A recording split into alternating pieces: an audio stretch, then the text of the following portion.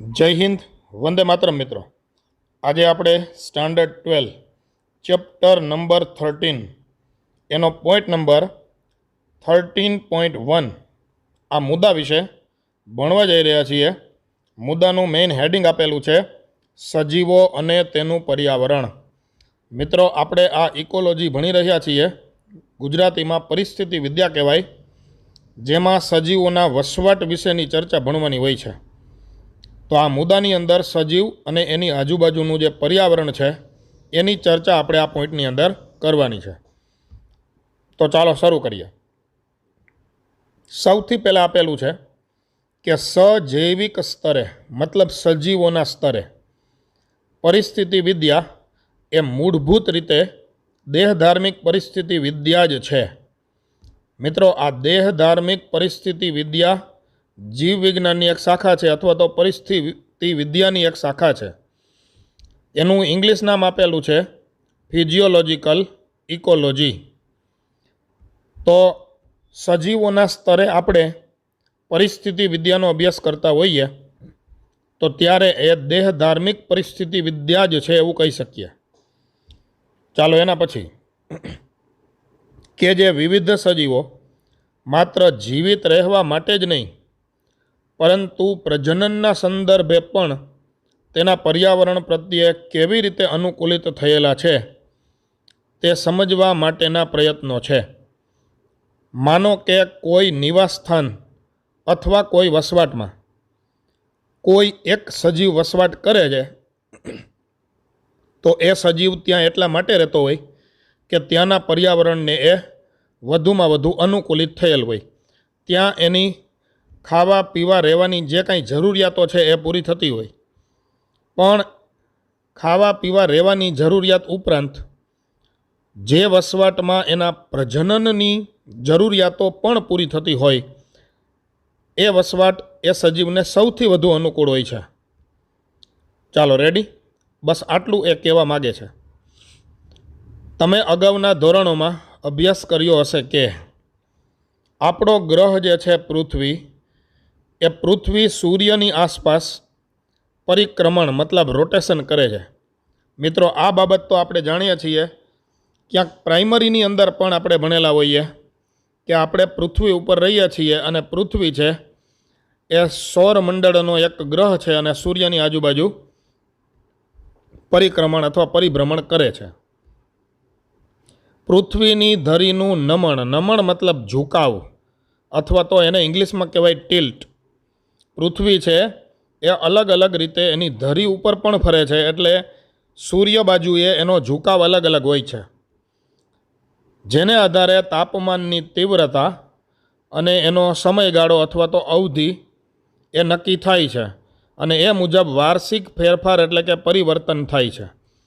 મતલબ સૂર્યની આજુબાજુ પૃથ્વી ફરે છે અને પૃથ્વી ખુદ પોતે પણ પોતાની ધરી ઉપર ફરે છે. દર વખતે એનો જે ઝુકાવ અથવા તો ટિલ્ટ હોય છે એ અલગ અલગ હોય, એને લીધે પૃથ્વી ઉપર અલગ અલગ પર્યાવરણો બદલાય છે. મતલબ ચોક્કસ ઋતુઓ આવે છે, દાખલા તરીકે શિયાળો, ઉનાળો, ચોમાસું. તો તાપમાનના ફેરફારો છે એ એને લીધે છે, એટલે જ આપણે જુદી જુદી ઋતુઓ એનો અનુભવ કરીએ છીએ. એટલે આપેલું છે કે જુદી જુદી ઋતુઓમાં એ પરિણમે છે. આ ફેરફારો વૃષ્ટિપાત, આ ફેરફારને લીધે જ આ પૃથ્વી ઉપર વૃષ્ટિપાત થાય છે. મિત્રો, વૃષ્ટિપાતની અંદર બે પ્રકારના વરસાદ આવી જાય. એક આપણે જે વરસાદ આવે છે સામાન્ય, જેમાં પાણી વરસે છે, અને બીજો વરસાદ છે એ બરફ સ્વરૂપે આવે છે. મતલબ બરફ વર્ષાનો પણ એની અંદર શું થઈ જાય તો કે સમાવેશ થઈ જાય છે. તો આપણે આ બંને પ્રકારના વૃષ્ટિપાત ધ્યાનમાં રાખશું કે જેની અંદર સામાન્ય વરસાદ અને બીજું છે બરફ વર્ષા એટલે કે હિમપ્રપાત. આ બંનેનો સમાવેશ વૃષ્ટિપાતની અંદર થઈ જાય છે. તો પૃથ્વી એ સૂર્યની આજુબાજુ ફરે છે અને પોતાની ધરી ઉપર ફરે છે, એને લીધે જ અલગ અલગ ઋતુ આવે છે, વરસાદ પડે છે કે બરફ વર્ષા અમુક વિસ્તારોની અંદર થાય છે. મતલબ વાર્ષિક ફેરફારો થવાનું કારણ આ જ છે. એ સાથે મળી મુખ્ય જૈવ વિસ્તારોનું નિર્માણ કરે છે. અલગ અલગ વિસ્તારની અંદર વરસાદના પ્રમાણ, તાપમાનના પ્રમાણને આધારે પૃથ્વી ઉપર અલગ અલગ જૈવ વિસ્તારોનું નિર્માણ થાય છે. અમુક જગ્યાએ જ્યાં તાપમાન કાયમ માટે વધુ રહેતું હોય એવો વિસ્તાર રણ વિસ્તાર અથવા મરુસ્થળ હોય છે. જ્યાં વરસાદનું પ્રમાણ આખા વર્ષ દરમિયાન ખૂબ વધુ હોય તો એ રેઇન ફોરેસ્ટ અથવા તો વર્ષાવન તરીકે ઓળખાય છે. અને જ્યાં વર્ષાને લીધે ત્યાં વનસ્પતિઓ ખૂબ ઓછી જોવા મળે અને જમીન ઉપર સતત ને સતત બરફ જામેલો રહેતો હોય તો એવા પ્રદેશો એને ટુંડ્રા પ્રદેશ એટલે કે ધ્રુવ પ્રદેશ તરીકે ઓળખવામાં આવે છે. જે વૃક્ષહીન બરફાચ્છાદિત વિશાળ સપાટ જમીન વિસ્તાર છે, જેમાં વૃક્ષો ઉગતા નથી કારણ કે ત્યાં જમીન ઉપર બરફ છવાયેલો હોય છે. એટલે એ સપાટ જમીન વિસ્તાર છે જેને ટુંડ્રા પ્રદેશ અથવા તો ધ્રુવ પ્રદેશ પણ કહી શકાય છે. મિત્રો, આકૃતિ 13.1ની અંદર પૃથ્વી ઉપર અલગ અલગ પ્રકારના જે કાંઈ વસવાટો છે એ આકૃતિની અંદર બતાવેલા છે ગ્રાફ સ્વરૂપે. તો આપણે આકૃતિ 13.1 જરા જોઈ લઈએ, જેમાંથી ઘણા બધા મુદ્દાઓ આપણે ધ્યાનમાં રાખી શકીએ. તો ચાલો, આપણી પાસે હવે આકૃતિ 13.1 છે અને આ આકૃતિ જોતાં આપણને જાણકારી મળી જાય છે મિત્રો કે અહીંયા નીચે સરેરાશ વાર્ષિક વૃષ્ટિપાત સેન્ટીમીટરમાં આપેલ છે. જનરલી આપણે વરસાદનું પ્રમાણ કાં તો મિલીમીટરમાં અને કાં ઇંચમાં માપીએ છીએ કે ભાઈ આજે આ શહેરની અંદર 3 ઇંચ વરસાદ પડી ગયો. આવી રીતે આપણે કાં તો એને ઇંચમાં માપીએ અને કાં આપણે એને સેન્ટીમીટરમાં માપીએ છીએ, કાં મિલીમીટરમાં પણ માપી શકાય. તો અહીંયા જે આપેલું છે એ શું આપેલું છે તો કે સેન્ટીમીટરમાં આપેલ છે. વાર્ષિક વૃષ્ટિપાત મતલબ એક વર્ષ દરમિયાન થતો વરસાદ. તમે અહીંયા જોઈ શકો છો કે આ જે છે એ એક્સ અક્ષ છે અને આ જે દર્શાવેલ છે એ શું છે તો કે એ વાય અક્ષ છે. બરાબર છે. તો એક્સ અક્ષ ઉપર શું બતાવેલું છે તો કે સરેરાશ વાર્ષિક વૃષ્ટિપાત મતલબ આખા વર્ષ દરમિયાન જે કાંઈ વરસાદ પડે છે. અહીંયા તમે જોઈ શકો છો કે ઉષ્ણકટિબંધીય વન, અહીંયા શું લખેલું છે ઉષ્ણકટિબંધીય વન, એનો વિસ્તાર આટલો દર્શાવેલો છે. હું અહીંથી આ જગ્યાએથી આમ ઊભી લીટી દોરું તો એનો મતલબ એવો થાય કે ઉષ્ણકટિબંધીય વનની અંદર સરેરાશ 430 સેન્ટીમીટરની આસપાસ વરસાદ પડે છે. મતલબ એમાં વરસાદનું પ્રમાણ ઉષ્ણકટિબંધની અંદર ખૂબ વધુ છે. મિત્રો, હું ભારતની વાત કરું તો લગભગ દક્ષિણ ભારતનો જે વિસ્તાર છે, તામિલનાડુ છે, કેરળ છે, ગોવા છે, આ બધા જે વિસ્તારો છે એ વિસ્તારો જનરલી ઉષ્ણકટિબંધીય વિસ્તારોની અંદર આવેલ છે. બરાબર. પછી અહીંયા બીજું તમે જોઈ શકો છો શીતોષ્ણ વન. બીજું શું આપેલું છે? શીતોષ્ણ વનનો મતલબ એવો થશે કે ત્યાં બહુ ઠંડી પણ નહીં અને બહુ ગરમી પણ નહીં, મતલબ સરેરાશ વાતાવરણ જોવા મળે છે. તો ત્યાં વરસાદનું પ્રમાણ માનો કે અહીંથી આપણે આમ લીટી દોરી નાખીએ તો સરેરાશ 200થી 210 સેન્ટીમીટર વાર્ષિક સરેરાશ વરસાદ ત્યાં જોવા મળશે. એવી જ રીતે શંકુદ્રમ વન છે, એમાં પણ તમે અહીંથી આમ લીટી દોરીને જોઈ શકો કે 250 સેન્ટીમીટરની આસપાસ વાર્ષિક વરસાદ સરેરાશ એની અંદર હોય છે. તો આપણે આમાં ધ્યાનમાં ખાસ તો એ રાખશું કે સૌથી ઓછો વરસાદ છે એ અહીંયા રણ પ્રદેશની અંદર પડે છે. 50 સેન્ટીમીટર કરતાં પણ ઓછો વરસાદ, 50 સેન્ટીમીટર કરતાં પણ ઓછો વાર્ષિક સરેરાશ વરસાદ રણ પ્રદેશની અંદર જોવા મળશે. સમજાય વાત બધાને કે નહીં? તો આપણે આ ખાસ ધ્યાનમાં રાખીશું. અને તાપમાનની વાત કરીએ તો તૃણભૂમિની અંદર અહીંયા સૌથી વધુ તાપમાન નોંધવામાં આવ્યું છે સરેરાશ 25 અંશ સેલ્સિયસ. જો આપણે એ રણનું ધ્યાનમાં નહીં રાખીએ, રણ કરતાં પણ તૃણ પ્રદેશની અંદર તાપમાન અહીંયા શું આપેલું છે તો કે વધુ આપેલ છે. આવડી જશે બધાને કે નહીં? તો અહીંયા તાપમાન અંશ સેલ્સિયસમાં આપેલું છે વાય અક્ષ ઉપર. આપણે એ ખાસ ધ્યાનમાં રાખશું. સૌથી ઓછું તાપમાન એ ક્યાં નોંધવામાં આવે છે તો કે આર્કટિક અને અલ્પાઇન ટુંડ્રા પ્રદેશો છે એની અંદર અહીંયા આપેલું છે -10થી 12 અંશ સેલ્સિયસ. -10થી 12 અંશ સેલ્સિયસ ટેમ્પરેચર આર્કટિક અને અલ્પાઇન ટુંડ્રા પ્રદેશોની અંદર જોવા મળે છે. તો મિત્રો, સરસ મજાની વાત આપણે આ ચાર્ટ ઉપરથી આવું ઘણું બધું સમજી શકીએ. રણભૂમિ, પછી તૃણભૂમિ, ઉષ્ણકટિબંધીય વન, શીતોષ્ણ વન, શંકુદ્રમ વન, આર્કટિક અને અલ્પાઇન ટુન્ડ્ર આ પૃથ્વી ઉપરના અલગ અલગ વસવાટો છે. અને પૃથ્વી ઉપરના આ અલગ અલગ વસવાટોની અંદર તાપમાન અને વરસાદ એનું સરેરાશ માપન એ આ ચાર્ટ દ્વારા અથવા તો આ ગ્રાફ દ્વારા સમજાવવામાં આવેલું છે. ચાલો રેડી. તો હવે આપણે થોડી આગળ વાત ભણીએ. તો આપેલું છે કે દરેક જૈવ વિસ્તારોની અંદર કોઈ પણ જૈવ વિસ્તાર હોય, પછી એ રણ પ્રદેશ હોય કે શંકુદ્રમ જંગલ હોય કે અલ્પાઇન ટુન્ડ્ર પ્રદેશ હોય, કોઈ પણ પ્રદેશ હોય, એની અંદર સર્જાતી ક્ષેત્રીય અને સ્થાનિક વિભિન્નતાને કારણે નૈસર્ગિક નિવાસસ્થાનોની વ્યાપક વિવિધતાઓનું પણ નિર્માણ થાય છે. મિત્રો, આ જૈવ પ્રદેશો જે બતાવેલા છે અથવા જૈવ વિસ્તારો જે બતાવેલા છે એ તો ખૂબ મોટો એરિયા છે. હવે એની અંદર પણ થોડા સ્થાનિક વિસ્તારો હોય. દાખલા તરીકે હું તમને એમ કહું કે એક તૃણ પ્રદેશનો વિસ્તાર છે, એટલે કે આખા મેદાનના પ્રદેશો હોય અને એની અંદર બધી બાજુ જ્યાં તમારી નજર પડે ત્યાં નકરું ઘાસ અથવા તો તૃણ ઉગેલું હોય, બરાબર. પરંતુ આ તૃણ પ્રદેશની અંદરથી એક માનો કે નદી પસાર થાય અથવા તો તૃણ પ્રદેશમાં એક મોટું તળાવ છે, તો એ તળાવનો જે વિસ્તાર છે એ સ્થાનિક વિસ્તાર કહેવાય અથવા તો ચોક્કસ ક્ષેત્રીય વિસ્તાર, મતલબ એ રિજિયોનલ એરિયા છે અથવા લોકલ એરિયા છે.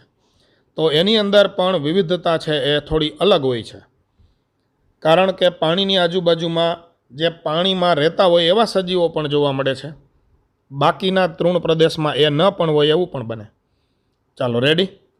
ભારતની અંદર મુખ્ય જૈવ વિસ્તારો એ આકૃતિ 13.2 મતલબ આગળના પેજની અંદર જે આકૃતિ આપેલી છે એની અંદર બતાવેલા છે કે ભારત છે એ તો વિવિધતાથી ભરેલો દેશ છે અને એની અંદર અલગ અલગ જે કાંઈ જૈવ વિસ્તારો જોવા મળે છે. આપણે આકૃતિ 13.2ને જરા જોઈ લઈએ અને ભારતની અંદર જોવા મળતા જે કાંઈ જૈવ પ્રદેશો અથવા તો જૈવ વિસ્તારો છે આપણે થોડી એની ચર્ચા કરી લઈએ. તો આપેલું છે કે ભારતના મુખ્ય જૈવ વિસ્તારો આકૃતિ 13.2 એમાં પહેલી આકૃતિ એ આપેલી છે ઉષ્ણકટિબંધીય વર્ષાવન. મતલબ આ આકૃતિ એ જે આપેલી છે એ શું છે તો કે ઉષ્ણકટિબંધમાં જોવા મળે એવા વર્ષાવન છે. ખાસ કરીને દક્ષિણ ભારતની અંદર, કેરળની અંદર કે પશ્ચિમ ઘાટની જે પર્વતમાળા છે એની અંદર જોવા મળતા જંગલો છે, જેમાં વરસાદનું પ્રમાણ ખૂબ ઊંચું હોય છે, તાપમાન ઊંચું હોય છે, ભેજનું પ્રમાણ પણ વધુ છે અને વનસ્પતિઓની સંખ્યા વધુ છે. ખૂબ મોટા વૃક્ષો ત્યાં ઉગે છે. બીજું આપેલું છે પર્ણપ્રપાતી વન. પર્ણપ્રપાતી વન આકૃતિ બી આપેલી છે. મિત્રો, અત્યારે આપણને એવું દેખાય છે કે આ જંગલ એકદમ લીલું છે, પણ જેવી પાનખર ઋતુ શરૂ થાય એની સાથે જ આ જંગલનો દેખાવ બદલાઈ જાય છે. આખું જંગલ છે એ ભૂખરું થઈ જાય છે, મતલબ એના પર્ણ છે એ સુકાઈ જાય છે અને ખરી જાય છે. તો એને કહેવાય પર્ણપ્રપાતી. એનું બીજું નામ પણ તમે આપી શકો પાનખર જંગલો. પાંદડા ચોક્કસ ઋતુની અંદર ખરી જાય છે. ચાલો રેડી. હજી એના પછી આપેલું છે રણ પ્રદેશ. તો રણ પ્રદેશ ખાસ કરીને રાજસ્થાનની અંદર આવેલ છે. આ જૈવ વિસ્તાર છે એ રાજસ્થાનનું જે થરનું રણ કહેવાય છે એની અંદર જોવા મળતો આ વિસ્તાર છે. અને છેલ્લે આપેલું છે સમુદ્ર તટ ઉપર આવેલા જે કાંઈ વિસ્તારો છે જૈવ વિસ્તારો. તો ભારતની અંદર દરિયા કિનારો ખૂબ લાંબો છે મિત્રો, તો સમુદ્ર કાંઠામાં પણ ઘણા બધા જંગલો આવેલા છે. આપણા ગુજરાતની અંદર પણ ખાસ કરીને સમુદ્ર તટીય જંગલો, જામનગર જિલ્લાની અંદર જે કાંઈ દરિયાકાંઠો છે ત્યાં નરારા ટાપુ અને પિરોટન ટાપુ નામની જગ્યાઓ છે, ત્યાં આ સમુદ્ર તટીય જંગલો એનો વિસ્તાર આવેલો છે. તો ભારતની અંદર આવા ઘણા બધા વિસ્તારો છે મિત્રો કે જે જૈવ વિસ્તાર તરીકે આપણે એને ઓળખી શકીએ.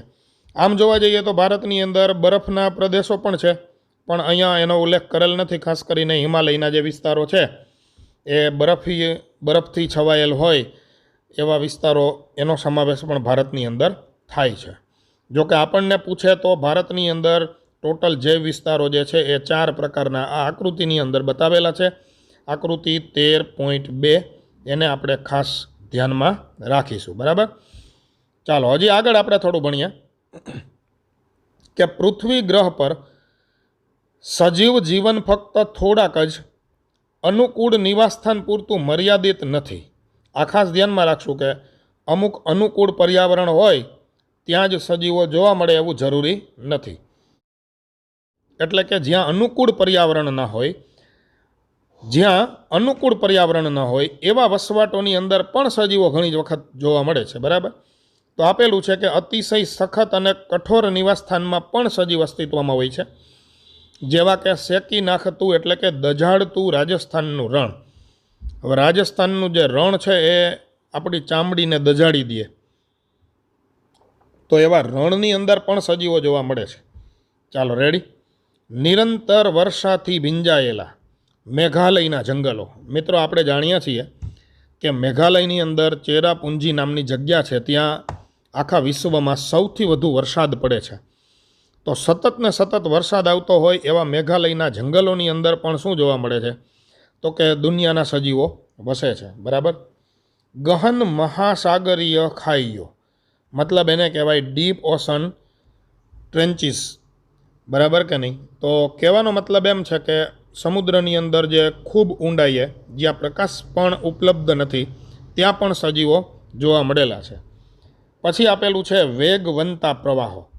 વેગવંતા પ્રવાહો એટલે ખૂબ ઝડપથી વહેતું હોય, પાણી એકદમ ફોર્સથી નીચે પડતું હોય ને એવું ઝરણું. તો એવા ઝરણાની અંદર પણ સજીવો જોવા મળેલા છે, બોલો. નહીતર એટલા બધા પૂરની જેમ પાણી વહેતું હોય તો એવા વસવાટોની અંદર સજીવો રહી શકે?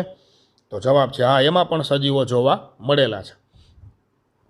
હજી આપેલું છે કે 12 માસ બરફથી ઠરી ગયેલ હોય એવા ધ્રુવીય વિસ્તારો, જેને તુષાર ભૂમિ કહેવાય. શું કહેવાય એને? તો કે તુષાર ભૂમિ. તો તુષાર ભૂમિ એની અંદર પણ, અથવા તો ધ્રુવ પ્રદેશની અંદર પણ, કે જ્યાં 12 માસ બરફ હોય છે, એવા વિસ્તારોમાં પણ સજીવો જોવા મળેલા છે. ઊંચા પર્વત શિખરો, દાખલા તરીકે હિમાલય, દાખલા તરીકે આલ્પ્સની પર્વતમાળા છે, એમાં પણ સજીવો વસે છે, ભલે એ ખૂબ ઊંચા શિખરો હોય. ઉકળતા ગરમ પાણીના ઝરણા, ઉકળતા ગરમ પાણીના ઝરણા, જેમાં 100 અંશ સેલ્સિયસ કરતાં પણ વધુ ટેમ્પરેચર હોય, તેમાં પણ સજીવોની હાજરી નોંધવામાં આવી છે. આપણે તો એ ભણી ગયા છીએ કે ગરમ પાણીના ઝરામાં વસતા હોય એવા બેક્ટેરિયા, થર્મો એસિડોફિલ્સ, રેડી. તો સજીવો છે જ ત્યાં પણ. અને એ ઉપરાંત દુર્ગંધ મારતી હોય એવી સેન્દ્રિય ખીણ, દુર્ગંધ મારતી હોય એવી સેન્દ્રિય ખીણ, મતલબ ઊંડી ઊંડી ખીણ હોય, જેની અંદર કોઈ માણસ પહોંચી શક્યો ના હોય, પણ ત્યાં પણ અલગ અલગ પ્રકારના સજીવો એ અસ્તિત્વમાં હોય છે. ચાલો, તો હજી આગળ થોડીક વાત આપેલી છે કે આવા ઘણા બધા ઉદાહરણો આપણે સજીવોના આપી શકીએ મિત્રો, કે પૃથ્વી ઉપરના અલગ અલગ ઘણા બધા વસવાટોમાં સજીવ જોવા મળે છે. એટલે એવું નથી કે જ્યાં અનુકૂળ વસવાટ હોય ત્યાં જ સજીવ હોય, એ સિવાયના વસવાટમાં પણ સજીવો રહે છે. એટલે સુધી કે આપણા આંતરડામાં પણ સૂક્ષ્મજીવની હાજરી છે, બોલો. આપણા આંતરડામાં પણ એને રહેવા માટેની જગ્યા મળી ગઈ સજીવોને. એટલે આપણા આંતરડામાંય સૂક્ષ્મજીવ તો છે જ.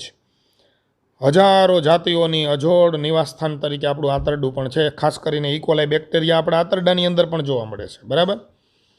હજી આગળ આપેલું છે કે ચાવી રૂપ તત્વો, મતલબ એને કહેવાય કી એલિમેન્ટ્સ, ક્યાં છે જે વિવિધ નિવાસસ્થાનોની ભૌતિક અને રાસાયણિક સ્થિતિઓમાં ઘણી બધી વિવિધતાઓનું કારણ બને છે.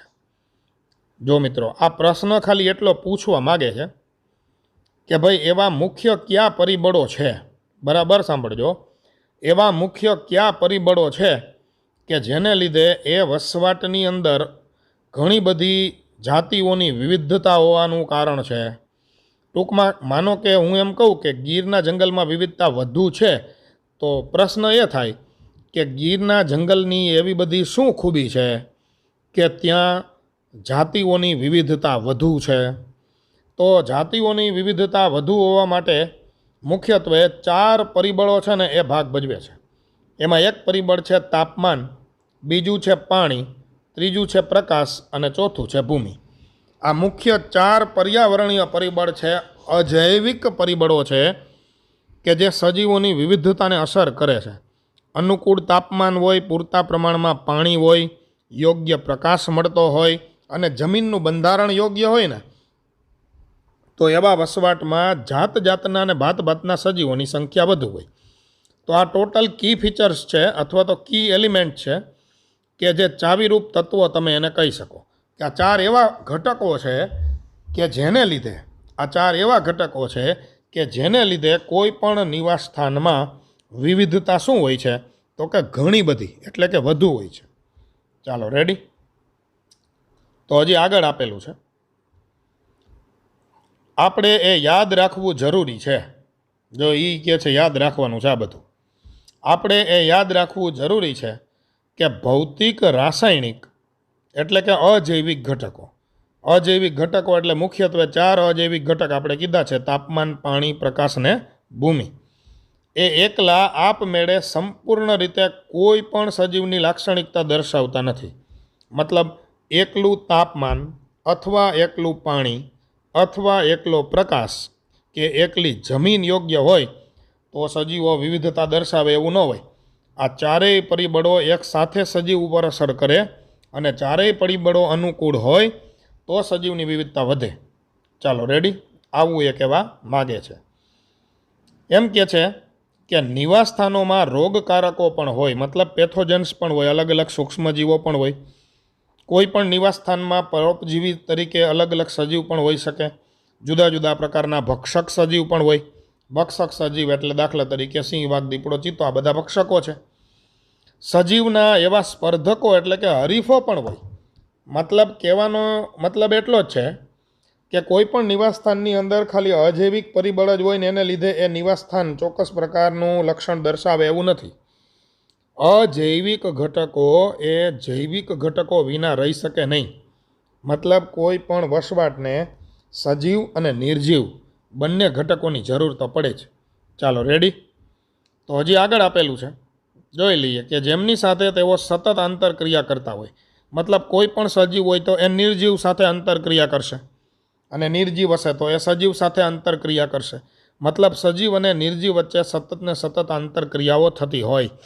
તમે જ વિચારો ને, માનો કે આપણે જે ઉપર પરિબળો આપેલા છે તાપમાન, પાણી, પ્રકાશ ને ભૂમિ, હવે એમાંથી માનો કે ખાલી પ્રકાશ ન હોય, તમે એટલું વિચારો તો પ્રકાશ ન હોય તો પ્રકાશ સંશ્લેષણ થાય? તો જવાબ છે ન થાય. તો ખોરાક બને? ન બને. તો એક પણ સજીવ અસ્તિત્વમાં ના આવે. બરાબર? એટલે આમાંથી કોઈ પણ એક પરિબળ ન હોય ને તો પણ સજીવનું અસ્તિત્વ શક્ય નથી. બરાબર? હજી આગળ આપેલું છે કે તેવા ઘટકોનો પણ એમાં સમાવેશ થાય. આપણે એમ માનીએ છીએ કે લાંબા ગાળાની સમય અવધિ દરમિયાન સજીવે પ્રાકૃતિક પસંદગી દ્વારા તેના નૈસર્ગિક નિવાસસ્થાનમાં તેની સ્થાયી ટકાઉપણું અથવા તો ઉત્તરજીવિતા તથા પ્રજનનને ઇષ્ટતમ બનાવી રાખવા માટે અનુકૂલનોનો વિકાસ સાધ્યો હશે. મિત્રો, આ થોડું વાક્ય જટિલ છે, હું સમજાવી દઉં. બરાબર સાંભળજો. કોઈ પણ સજીવ કોઈ પણ વસવાટમાં રહેતો હોય તો એ આજકાલનો નથી રહેતો. માનો કે ગીરના જંગલમાં સિંહ રહેતા હોય તો એ 1 વર્ષ, 2 વર્ષ, 5, 10 વર્ષથી રહે એવું નથી. વર્ષોથી સિંહ ત્યાં જ રહે છે અને વર્ષોથી એ જ વસવાટમાં રહેતા હોવાને લીધે એ વસવાટની અંદર એ સંપૂર્ણપણે એને અનુકૂલન સાધી લીધું છે. મતલબ તો કે ત્યાં એને ખાવા પીવાનું મળી જાય, રહેવાનું મળી જાય, ત્યાં એનું પ્રજનન પણ સારામાં સારી રીતે થઈ શકતું હોય. ઇષ્ટતમ મતલબ ઓપ્ટિમમ એટલે કે સારામાં સારું, સરેરાશ. ચાલો રેડી. તો એ અનુકૂલનો એને સાધી લીધા હોય, એને લીધે એ વસવાટની અંદર એ રહી શકતા હોય. બરાબર? હજી આગળ આપેલું છે કે દરેક સજીવને ફેરફાર ન કરી શકાય તેવો ચોક્કસ સ્થિતિનો તફાવત હોય છે જેમાં તેને સહન કરવા એ સક્ષમ હોય છે. દાખલા તરીકે ગીરના જંગલની અંદર સિંહ રહેતા હોય તો એ મેક્સિમમ ટેમ્પરેચર 48 કે 50 અંશ સેલ્સિયસ સુધી સહન કરી શકતા હોય અને મિનિમમ ટેમ્પરેચર એ -5 અંશ સેલ્સિયસ સુધી ટેમ્પરેચર સહન કરી શકતા હોય. અને ખૂબીની વાત એ છે મિત્રો કે ગીરના જંગલમાં શિયાળો, ઉનાળો અને ચોમાસું એની અંદર આ જે ટેમ્પરેચર રેન્જ હું બોલ્યો છું, બસ એની વચ્ચેનું ટેમ્પરેચર જ ત્યાં રહેતું હોય. તો કહેવાનો મતલબ એમ છે કે એ સહન કરવાની જે કાંઈ એની લિમિટ છે એ લિમિટ એ પર્યાવરણની અંદર હોય અને એટલા માટે જ એ સિંહ ત્યાં રહે છે. ચાલો રેડી. તો આ વાક્ય એવું કહેવા માગે છે કે દરેક સજીવને ફેરફાર ન કરી શકાય તેવો ચોક્કસ સ્થિતિનો તફાવત હોય છે જેમાં તે તેને સહન કરવા સક્ષમ છે. એટલે ઓછામાં ઓછું -5 અંશ સેલ્સિયસ, વધુમાં વધુ 50 અંશ સેલ્સિયસ ટેમ્પરેચર સિંહ સહન કરી લે છે અને એટલા માટે એ ગીરના જંગલમાં રહે છે. ને એટલું જ વાતાવરણ હોય છે. રેડી? તાપમાન એટલું જ રહે છે. તે માટે ઉપયોગમાં લેવાતા સ્ત્રોત એટલે કે સંસાધનો કે પ્રાપ્તિ સ્થાન બોલે તો રિસોર્સિસ, એની વિવિધતા અને પરિસ્થિતિકીય તંત્રમાં એક અલગ કાર્યકારી ભૂમિકા, મતલબ એને કહેવાય ફંક્શનલ રોલ, આ બધું એક સાથે રાખીને તે તેની આગવી જીવન પદ્ધતિ રચે છે. મિત્રો, આ છેલ્લું જે આ વાક્ય આપેલું છે એ થોડું ચાઇનીઝ છે. હું એને કાઠિયાવાડી ભાષામાં સમજાવું છું. સજીવો એના પર્યાવરણના જે કાંઈ પરિબળો છે, જે નિવાસસ્થાનમાં સજીવ રહે છે એના પર્યાવરણના જે પરિબળો છે, એક છે તાપમાન, બીજું પાણી, પ્રકાશ ને ભૂમિ. આ બધા જ પરિબળો સજીવના જીવન ઉપર એક સાથે અસર કરે છે અને જે પ્રમાણે આ બધા પરિબળો અસર કરશે એ પ્રમાણે સજીવ શું કરી લેશે? અનુકૂલન વિકસાવશે. અને એવા અનુકૂલનો વિકસાવે અને જે પ્રકારે સજીવ જીવે છે એને એ સજીવની શું કહેવાય? તો કે જીવન પદ્ધતિ. સમજાઈ વાત કે નહીં? તો આ જીવન પદ્ધતિ આપણે ખાસ ધ્યાનમાં રાખશું. હવે આની અંદર જે વાક્ય રચનાઓ આપેલી છે એ બરાબર આમ તો ગુજરાતી છે, પણ એ ચાઇનીઝ ગુજરાતી લખેલું હોય એવું લાગે છે.